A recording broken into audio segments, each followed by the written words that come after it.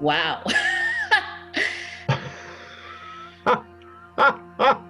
How do you measure it?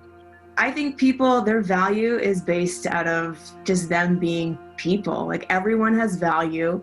Everyone should be treated equally. I wouldn't use the word measure because I think it puts too much power in my hands. I can make the judgment of whether you make the measure, whereas from theologically, from my thinking, it's already been made. We've been made in the image of God. Our value is infinite because of who created us. To understand that the creator of the universe created us is value.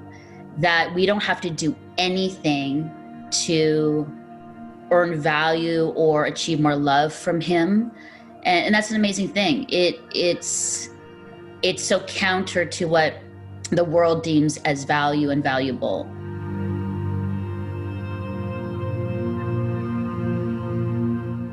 It definitely does. It's hard for me to put it in words because I've been trying to find the right way to communicate the way it feels, and I still can't to this day. Oh, such a complicated history of humanity, right? It shouldn't. It shouldn't, because God is the creator of all, and so the father of all. And as a father, he would love all of his children equally.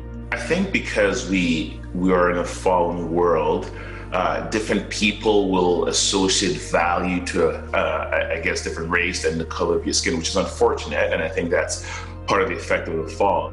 We have a Canadian rock musician named Bruce Cockburn.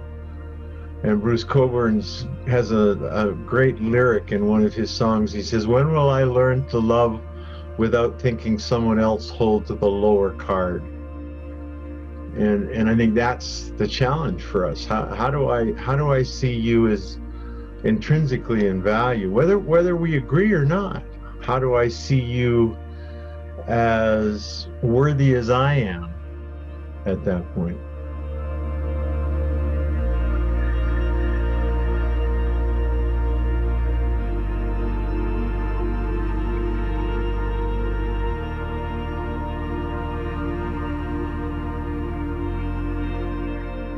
Yeah, I mean, I think that based off of that scripture, it pretty much says that because we were made in his image, he views us pretty similar as he would himself, you know? When God looks at us, he just sees like his reflection of like his beauty, the thing that he's created. I know that when God looks at us, he looks at us through the eyes of his son, Jesus, right? So he doesn't see us with the same filter that we see each other. Well, I think the idea that we value people and judge people based on outward appearance. And so when there is color, there's a lot of assumptions and, perceptions. My sense would be that we're measured, that God measures perfectly and that we measure imperfectly. And that part of what God is doing in our life through the Spirit of God is making us more like him. And so racism, all of those things would be part of that. How do we become more like God in his view of people? We work so hard on the outside and we stress and we spend lots of money on it and we do really horrific things to ourselves and hurt ourselves and harm ourselves for this outward appearance, which slowly dies and goes away. And yet, God is like, it's all about the internal and the heart. So it begs the question that if all of humanity has this stamp of God within them, is it actually possible? Is it humanly possible that you can actually erase that?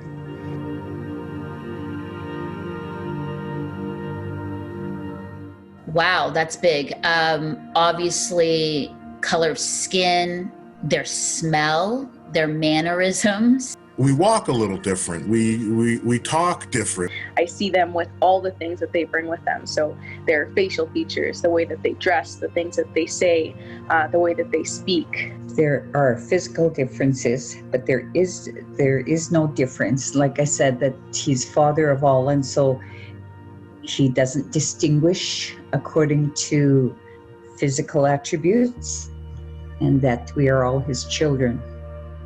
I think I look differently now than I may have looked previously. I mean, I've become much more aware of the need to sit in a position of listening so that I understand the difference.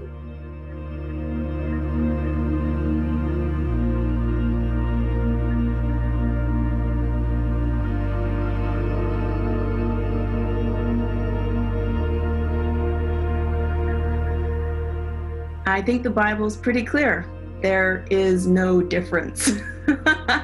Like, I think the Bible's saying this to say, guys, just get along. You are no different than your brother, than your sister next to you. I think when we drill down about the person, like take away the external, I know that's part of us and our color and our culture, yes, but at the core of it all, this deep mind, the soul, the heart, we are the same. And I think if we want to expand on that, when God looks at us, he doesn't see those different, he doesn't look at us just according to our shell. He offers his salvation to us, and he values all of us. If anything, I feel like sometimes our shell shows God's diversity. This is how God is diverse. He's not limited to one kind of human being, but he's just so diverse. So I think at the fall, hierarchy was introduced as part of the brokenness of humanity.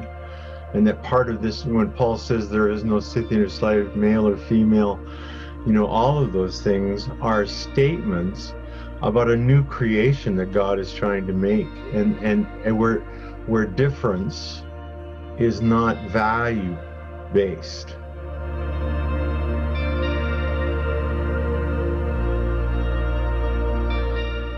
They shouldn't.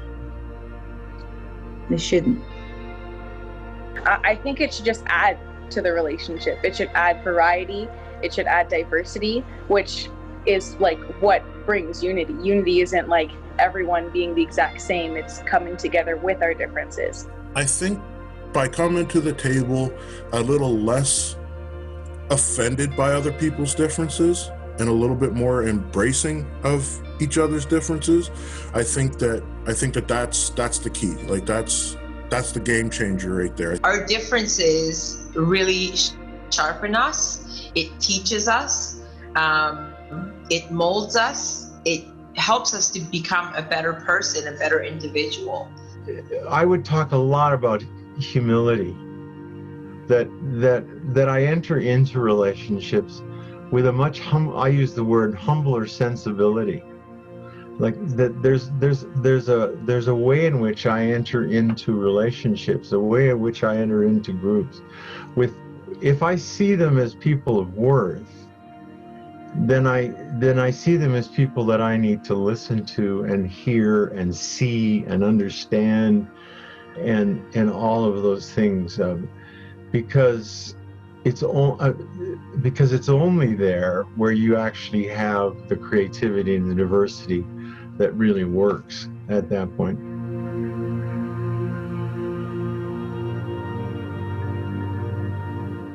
Amazing.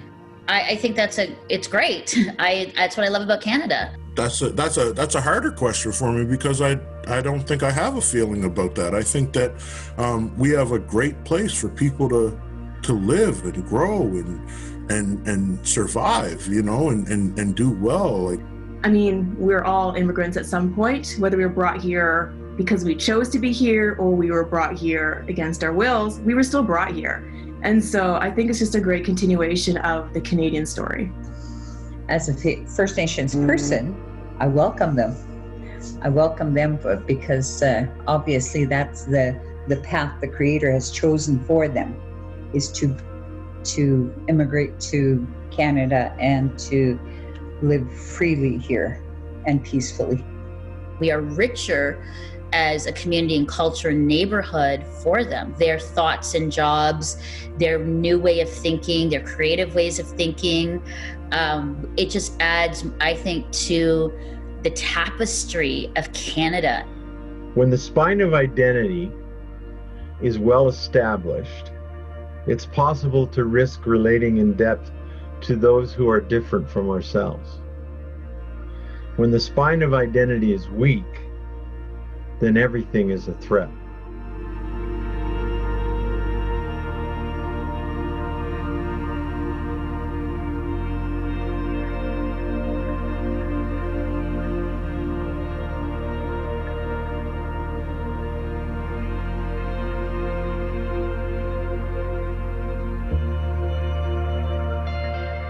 I think it means exactly what it says. I mean, from my point of view, it's seeing them with intrinsic value, seeing them as people made in the image of God, brought to this place. I mean, if you have a theology, I mean, you believe that God is at work. We don't use the word immigrant a lot at Tyndale. We use the word diaspora because we perceived the whole intercultural, multicultural, ethnic kind of immigration as part of an act of God. Once Toronto sent missionaries, now the world has come to Toronto. And as a part of that, then you have to see them in a different way. We use the word diaspora because there's this sense that there's an intent that God is scattering peoples all over the world. And I think so to not be inviting is to be walking away from the mission of God, as far as I'm from Missio Dei. It's essential to the peace of our country that we treat each other respectfully. I know how I treat my wife. I know how I treat my kids. I know how I treat my mom and my family. And this is what God is inspiring us, encouraging us to behave, to treat them like a family, and to invite them over and to get to know them, and to not. It's not a sign of pity or a sign of, oh, you're so low, let me help you. No, like we become enriched as we get to know the newcomers. So. You get to know them and you ask them what they need and you meet their needs, whether it's yourself or within community. You introduce them to your friends, you help them get jobs, you help them learn English, you champion for them, you advocate for them. And then they become family and friends. And foreigner is never the word you ever use. They're always just family or brother or sister. Welcome home. How can I help? Do you have a jacket? It's going to get cold.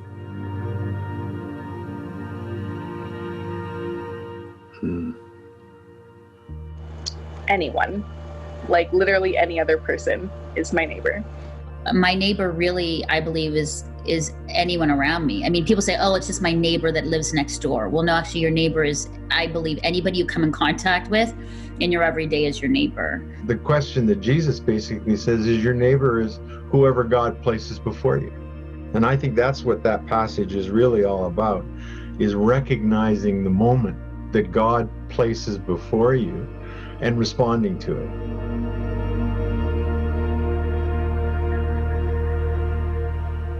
Wow, that's assuming I exclude, but maybe I do. Wow. I don't think I would exclude anyone. Maybe somebody who is violent or, just really goes against the commandments that we were given. I mean, you would never want to answer this because you never want to be a person that, you exclude people, but I probably do. If I can be so honest and vulnerable, I think I'm saying all these great things, but, you tend to exclude the people that aren't like you. I mean, I say this all, but, everybody's like, we're into like-mindedness and, community and the people that are like you. And so, yeah, naturally I gravitate to the people that are like me, that love the same things and everything. My neighbor is my neighbor. I don't embrace everybody the same way, but neither do I reject them.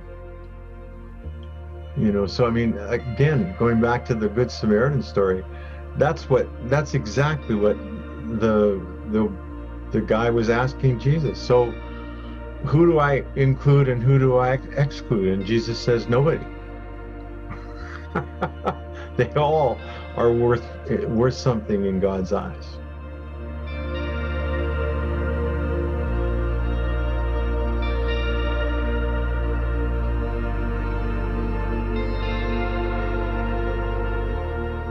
The first being to love other people well, but I also think it means you need to love yourself well. I mean, that's the word, right? Some people don't love themselves. You know what I mean? I don't think that I'm able to love well if I don't love myself first. And that's always an ongoing journey, I would say.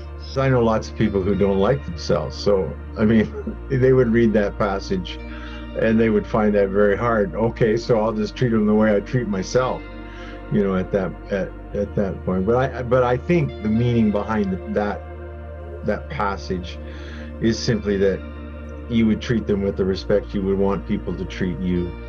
When you recognize that the person beside you should matter to you just as much as you matter to yourself, it changes how you act. It changes how you respond. Loving our neighbor as you love yourself is to give as much care, attention, love to people that we encounter as much as we give to ourselves. Our neighbors, our culture, our cities, our countries would be completely transformed.